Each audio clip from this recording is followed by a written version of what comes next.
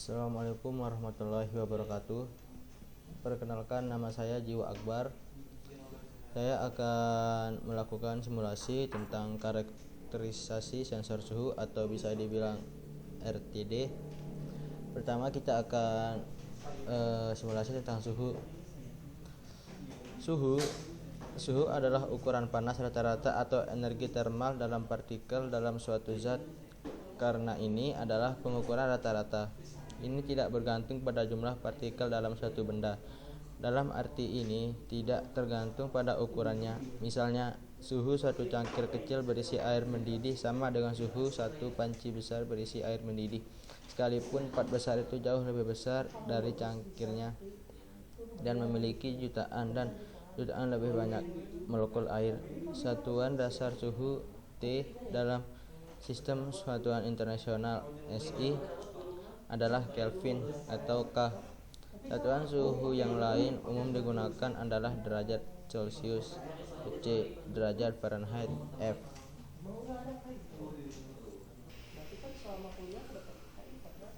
Untuk itu mari kita simulasikan dulu bagaimana cara mengukur suhu.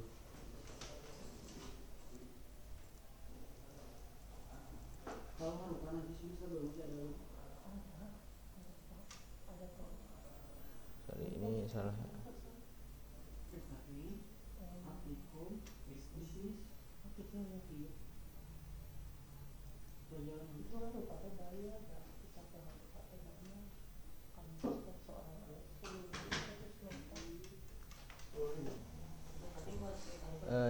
Ini adalah resistance temperature detector atau bisa dibilang RTD. Mari kita mensimulasikan bagaimana sih cara kerja suhu.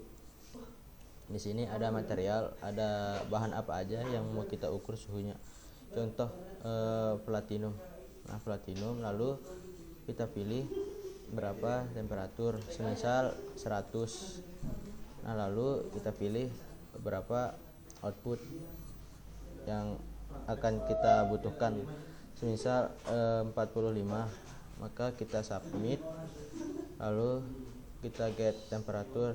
Nah, maka hasilnya adalah 220 derajat Celcius. Ya, bentuk simulasi dari pengukuran suhu.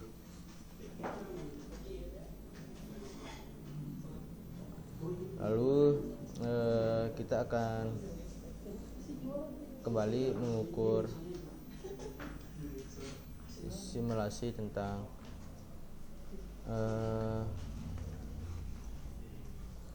electrical resistance. Resistansi listrik. Hambatan listrik suatu benda adalah ukuran pertentangannya terhadap aliran listrik. Untuk berbagai macam bahan dan kondisi, hambatan listrik tidak tergantung pada jumlah arus melalui atau perbedaan potensial tegangan melintasi benda. Itu berarti resistansi R adalah konstanta atau suhu dan material yang diberikan.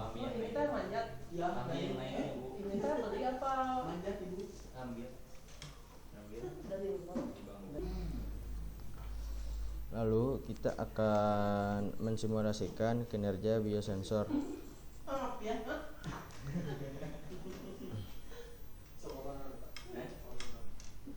Denyut nadi adalah kecepatan detak jantung manusia. Denyut nadi juga bisa disebut heart rate, yaitu beberapa kali jantung berdetak setiap menit (BPM).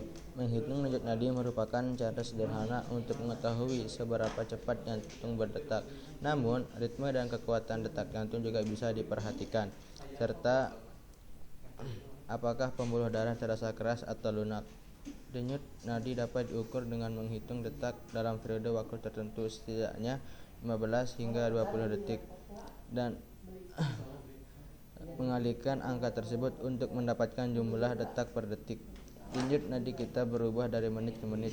Akan lebih cepat bila seorang berolahraga, mengalami demam, atau sedang stres. Ini akan lebih lambat pada kondisi istirahat. Lalu mari kita mensimulasikan. Klik here for simulation.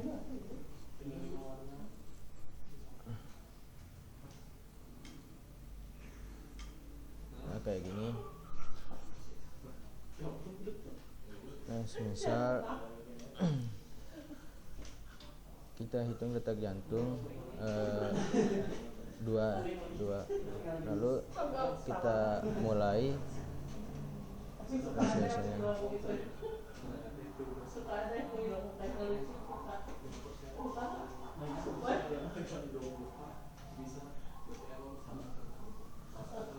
Inilah detak jantung kita biasa.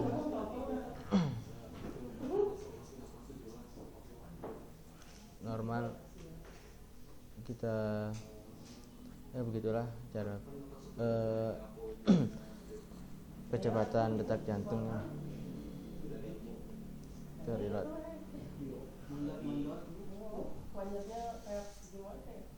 belum semua tiap digitunya.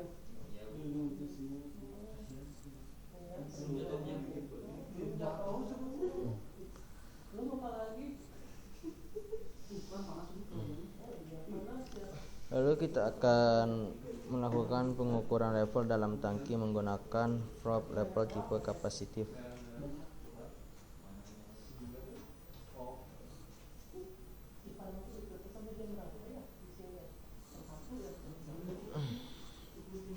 Pengukuran level dalam industri cairan seperti air, bahan kimia, dan fluoride digunakan dalam berbagai proses. Sensor level mendeteksi level zat seperti cairan, seluri, material granular, dan bubuk.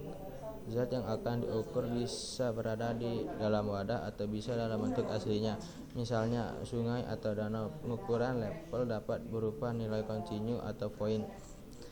Sensor level kontinu mengukur level untuk menentukan jumlah tepat zat secara terus-menerus. Sensor level titik menunjukkan apakah zat berada di atas atau di bawah titik penginderaan. Ini penting untuk menghindari luapan atau pengosongan tangki dan untuk melindungi pompa dari pengeringan.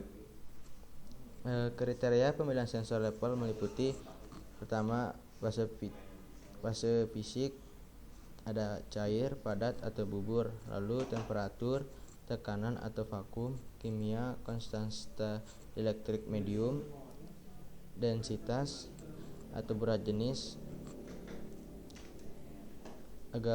agitas atau aksi, kebingisan akustik atau listrik, getaran, kejutan mekanis, dan ukuran tangki atau tempat sampah.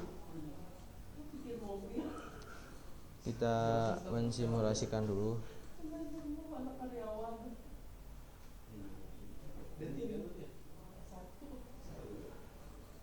Nah,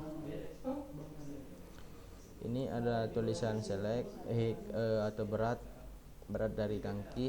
Kita pilih 500.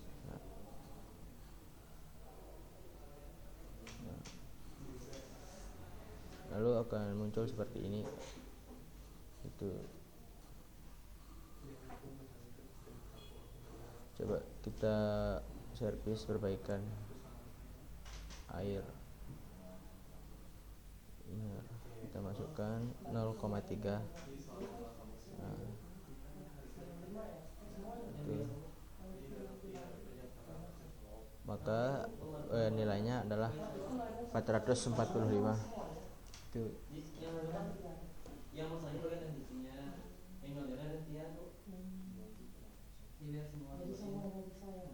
Kita reload aja lah, kita ulang. Nah, begitulah bentuk pengukuran simulasi dari pengukuran level dalam tangki menggunakan probe level tipe kapasitis.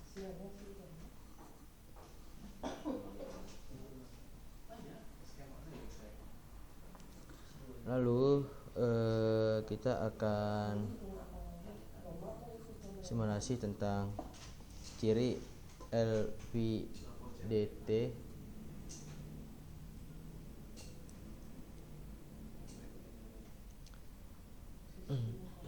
LVDT adalah transformator differential variable linear. LVDT terbuat dari dua komponen utama, angker yang dapat digerakkan dan belitan transformator luar. LVDT terdiri dari 3 belitan, pusat, satu bulitan primer, sedangkan dua lainnya adalah bulitan sekunder gulungan. Cara kerja atau working: arus bolak-balik terhubung ke primer. Arus ini harus memiliki amplitudo dan frekuensi yang sesuai. Ini juga sebagai eksitasi primer. Frekuensinya biasanya berkisar antara 1 sampai 10 Hz. Arus ini menyebabkan tegangan yang akan diinduksi di setiap sekunder sebanding dengan induktansi timbal baliknya dengan primer. Saat inti bergerak, tegangan yang induksi dalam perubahan sekunder karena perubahan induktansi timbal balik. Ketika ini dipindahkan ke satu arah, tegangan dalam satu kumparan meningkat sehubungan dengan yang lain, menyebabkan tegangan keluaran meningkat dari 0 ke nilai maksimum. Tegangan ini sepase dengan tegangan primer. Mari kita akan mensimulasikan.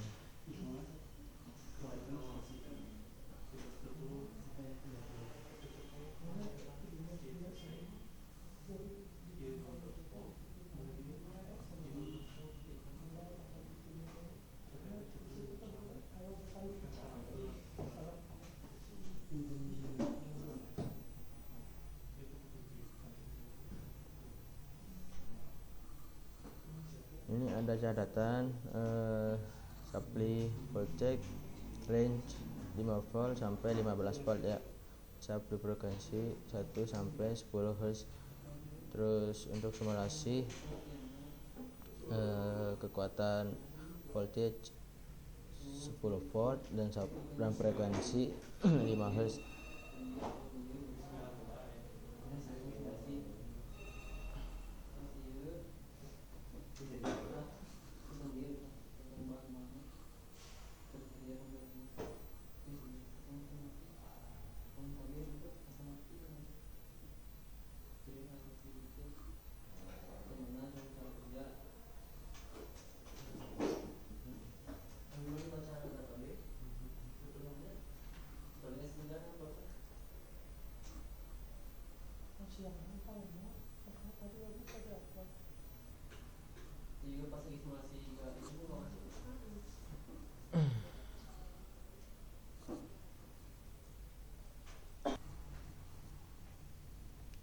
Ini ada catatan the supply voltage range is 5 volt ke 15 volt. Ini artinya voltage range-nya kita yang 5 volt menjadi 15 volt. Lalu supply frequency range is 1 Hz to 10 Hz. Yang ini kita masukin ke sini. Yang satu menjadi 10 Hz yang di sini. Lalu supply voltage yang ini kita masukin ke sini. Tapi berhubung komputernya lagi hang, jadi nggak bisa dimasukin gitu. Lalu kita akan simulasi ke cobaan selanjutnya.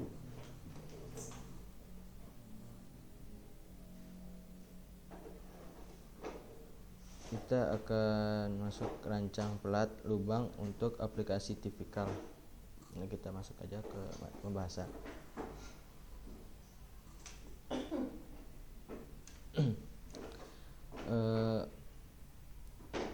Orifice meter adalah jenis meteran kepala variabel. Pada meter ini, hambatan aliran terdiri dari suatu teknik penyempitan pada fluida yang diukur yang menyebabkan penurunan tekanan aliran. Sebuah orifice meter adalah saluran dan pembatas untuk membuat penurunan tekanan. Ketika fluida mencapai pelat orifice dengan lubang di tengah, fluida dipaksa untuk berkumpul melalui lubang kecil. Titik konvergensi maksimum sebenarnya terjadi segera di bagian hilir lubang fisik yang disebut vena kontrakta. Vena kontrakta adalah titik di mana kecepatan dan tekanan berubah. Di luar vena kontrakta, fluida mengembang dan kecepatan serta tekanan berubah sekali lagi. Dengan mengukur perbedaan tekanan fluida antara penampang pipa normal dan pada vena contracta dapat diperoleh laju aliran volumetrik dan massa dari persamaan Bernoulli. Terdapat berbagai jenis orifice fluid yaitu kontraktik, segmental, eksentrik, dan kuadrat edge dan tepi kerucut. Untuk menggunakan salah satu perangkat ini untuk pengukuran, perlu dilakukan kalibrasi secara empiris, artinya lewati volume yang diketahui melalui meteran dan catat pembacaannya untuk memberikan standar pengukuran besaran lain. Karena kemudahan penggandaan dan konstruksinya yang sederhana, lubang tipis berujung tajam telah diadopsi sebagai standar dan pekerjaan kalibrasi ekstensif telah dilakukan sehingga dapat diterima secara luas sebagai alat standar untuk mengukur cairan. Asalkan mekanisme standar konstruksi diikuti, tidak diperlukan kalibrasi lebih lanjut. Lubang dalam pipa dengan manometer untuk mengukur penurunan tekanan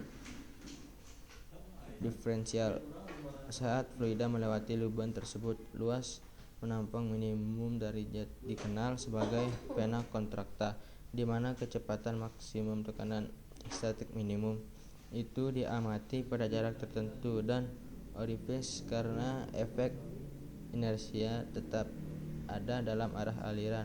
Bahan yang digunakan untuk orifice plat adalah baja ringan, baja tahan karat, perunggu fosfor, logam meriam. Lalu kita akan masuk tahap simulasi.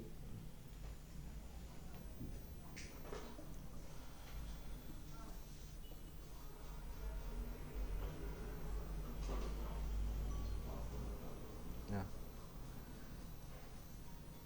ini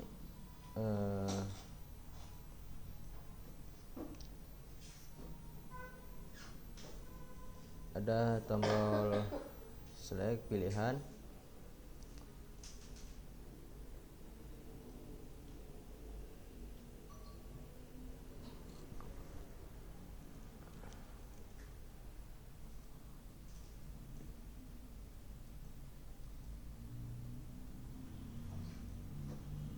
Kita masukin angka ya. Berarti kan ini kita masukin 3.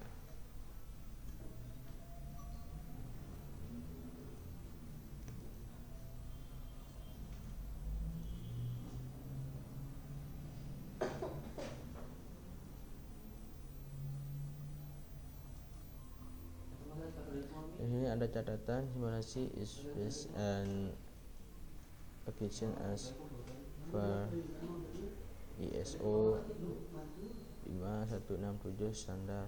Berarti kita menggunakan standar ISO 5167. 5167.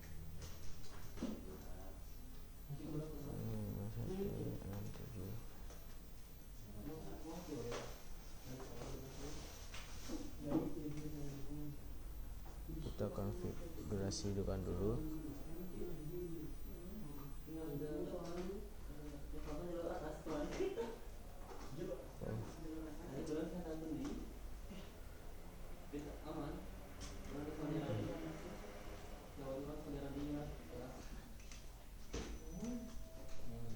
Berhubung ini laptopnya lagi hang, biasanya di sini ada muncul angka,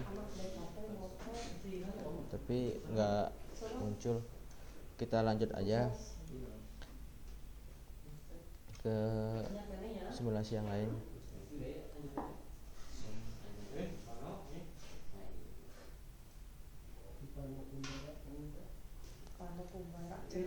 Kita akan mensimulasikan kinerja sensor kimia atau pH.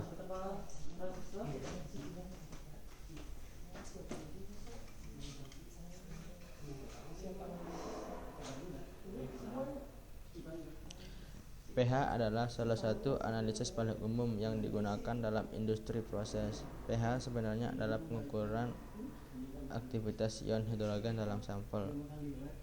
Pengukuran pH dilakukan dalam skala 0 sampai 14 dengan 7,0 dianggap netral. Prinsip kerja.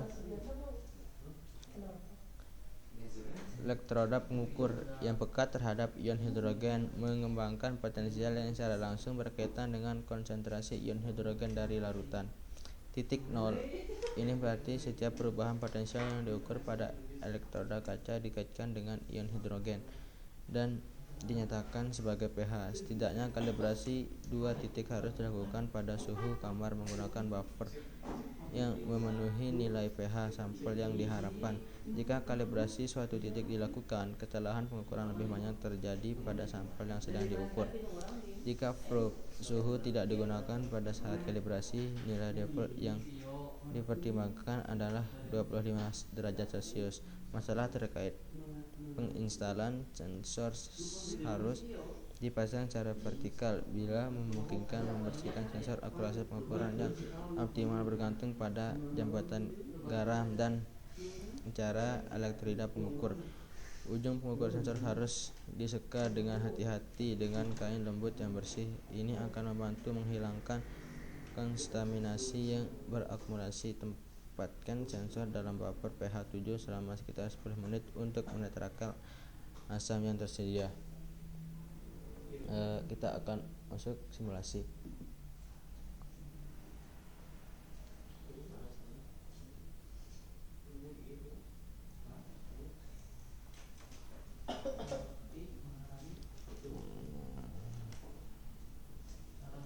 Di sini integral pH 7 ya, nggak bisa diubah dan kalibrasi pada 25 derajat Celcius. Lalu kita akan memilih nilai pH 4. Maka akan muncul nilai seperti ini. pH 0 outputnya 414, lalu pH 4 outputnya 177, lalu pH 7 0 dan pH 14 min 414. Nah seperti itu.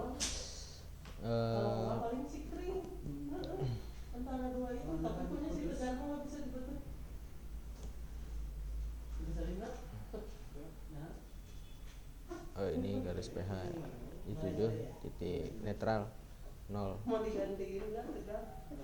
Lalu ini X sama dengan 0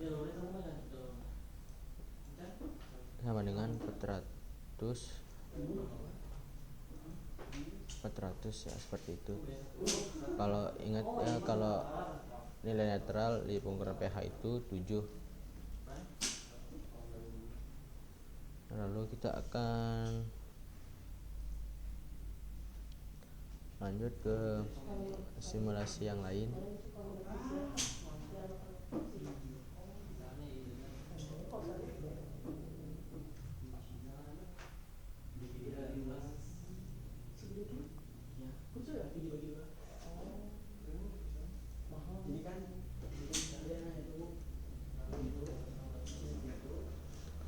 Yang tadi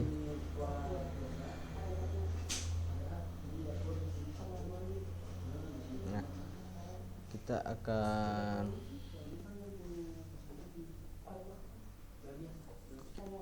mencirikan sensor pengukuran regangan. Apa yang dimaksud dengan ketegangan?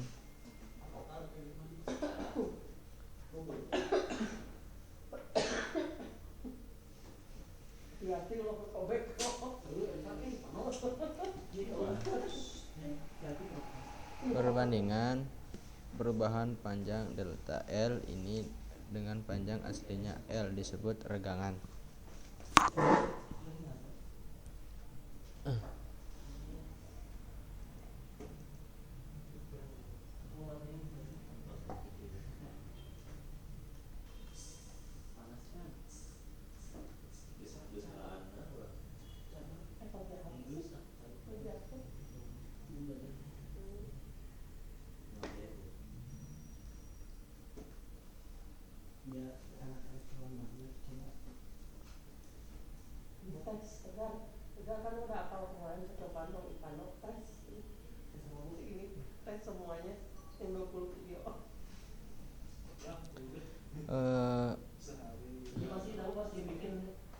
Mari kita lanjut ke simulasi sajalah, karena ini menggunakan bahasa Inggris sulit dipahami. Gratis. Iya, sama cutting sama kita kira yang ngajarnya. Oh, buat yang masih awam. Bayar enggak? Gratis. Gratis, Bu. Gimana yang ngajarnya kalian kerja? Kita materi kita pilih Terus paketnya di mana? titanium.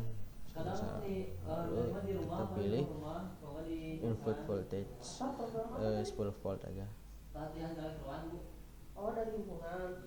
Lalu kita hambatannya Belum mulai. Masukin ke YouTube. 220. Oh, itu yang si Tegar juga kan kemarin sama. Lalu Jadi contohnya konfigurasinya kan si Ipana Ujang full bridge ya. hafal. Nah, lalu kita menggunakan dua. Nah, lalu bentuknya akan berbentuk seperti ini. Masih ada.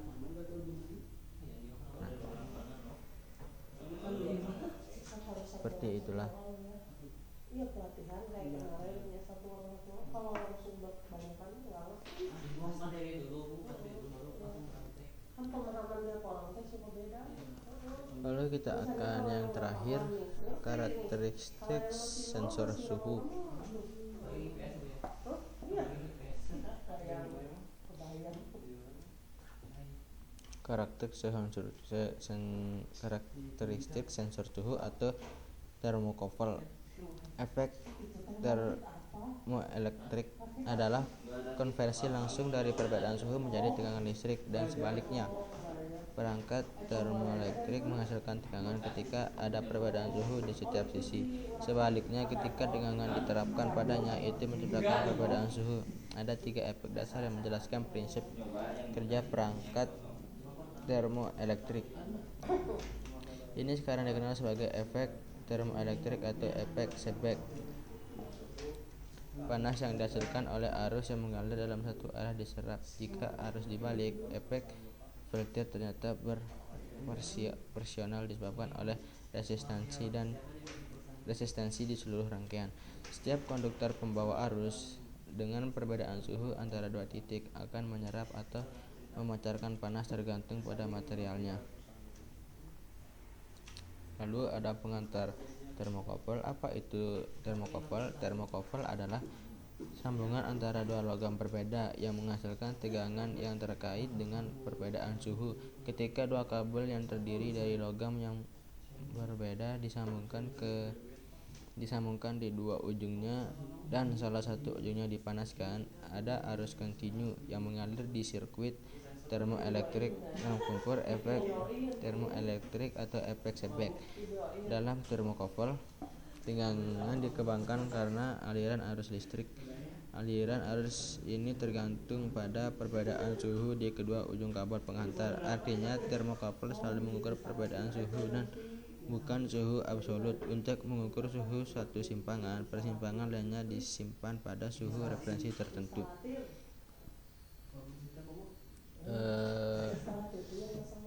Lalu ada kebutuhan persimpangan referensi. Alih-alih mandi es, seperti sambungan dingin ditambahkan menggunakan perangkat yang sensitif terhadap panas seperti termistor atau dioda.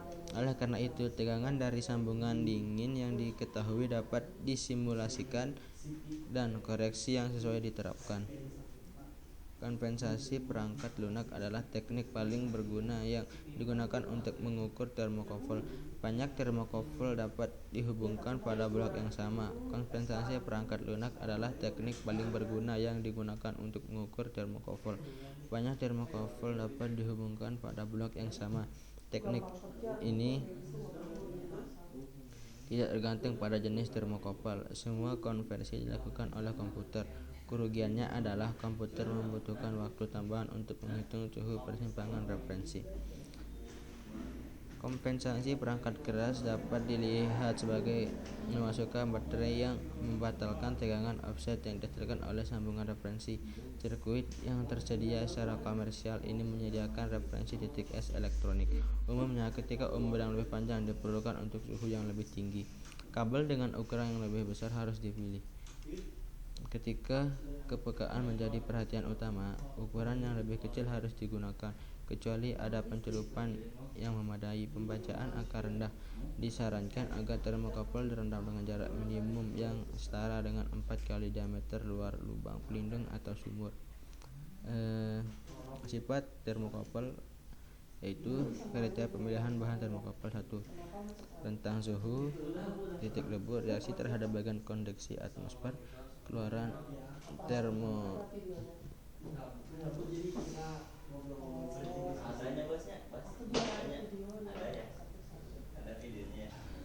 dapat reaksi terhadap berbagai kondisi atmosfer. 4. Keluaran termoelektrik dalam kombinasi. 5. Konduksi listrik. 5. Stabilitas dapat dipertukarkan. 8. Pengulangan. 9. Akurasi. 10. Resolusi. 11. Biaya. 12. Ketersediaan. 13. Sifat kimiawi. 14. Ketahanan abrasi dan getaran. 15. Persyaratan instalasi. 16. Sifat magnet. 17. Memudahkan penanganan dan fabrikasi. Kita akan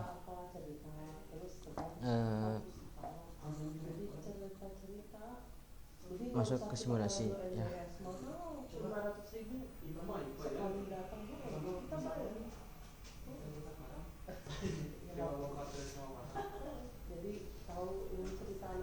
Nah ini ya, jadi inilah untuk karakter sensor suhu.